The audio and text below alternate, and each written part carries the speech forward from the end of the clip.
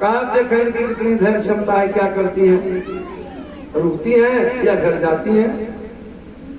और बताया गया प्रेमियों, यदि कोई व्यवस्था ना हो तो सब माता को बिना माता पिता भाई या पति के निर्जन वन में नहीं रहना चाहिए। तो कुछ ने कहा भैया चलो चलो घर, कुछ माताओं ने कहा नहीं नहीं रुको। देवियों ने क्या करने के लिए कहा कि कन्हैया कहता है कि ना हम वसामि वैकुंठे योगिभ्य हृदयाय च और मदभक्त्या जत्र गायन्ति तत्र तिष्ठामि नारद। मैं ना तो प्राय योगियों के हृदय में रहता हूँ, ना सदैव वैकुंठ में निवास करता हूँ, अभी तो मेरे भक्त मेरे नाम रूप लीला का जहाँ संकीर्तन करते हैं वहीं मैं पहुंच जाता हूँ।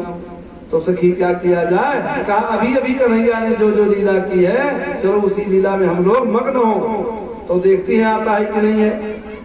इसलिए कोई गोपी कन्हैया बनती है तो कोई पूतना बनती है, कोई कृष्ण बनती है तो कोई धेनुकासुर बनती है। ऐसे विगत पूर्व लीलाओं का अनुसरण करके और लोग उसमें थोड़ा सा अपने प्रेम को दर्शाते हैं। और कभी कह रहा है अरे